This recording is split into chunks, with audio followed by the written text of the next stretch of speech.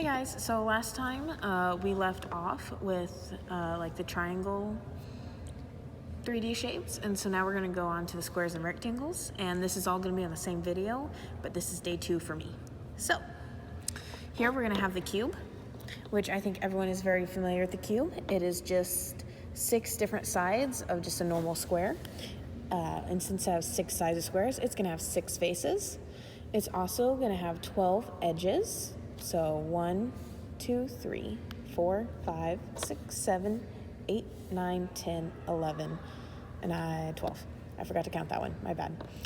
Okay, and with that, we're also gonna have 8 verticals, which is where, remember, it's where 2 or more angles meet, and so we can just count the marshmallows. So 1, 2, 3, 4, 5, 6, 7, 8. And one special characteristic of the cube is that all of its sides, the length, the width, the height, is all going to be the same to each other. So it all measures out equally. All right, guys, so this is the rectangular prism.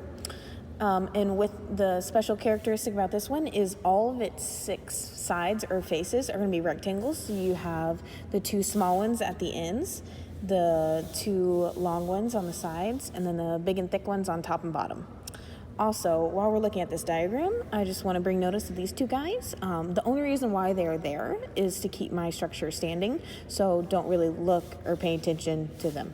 So, like I said, we have our 6 faces, 1, 2, 3, 4, 5, 6.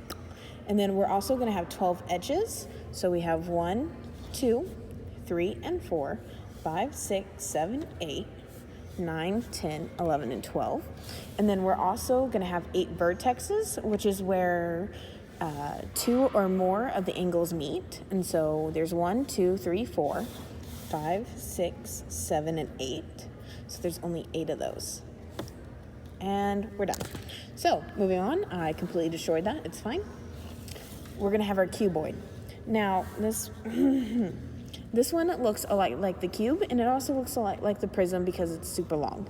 The difference between this and the rectangular prism is that it has squares on the end face. So instead of this being a little rectangle, it's a big old square. So like the rectangular prism though, we're going to have 6 faces. So we're going to have the 2 squares and then the 4 rectangles on the sides. We're also going to have the 12 edges, so we're going to have 1 and 2, 3, 4, 5, 6, 7, 8, 9, 10, 11, 12.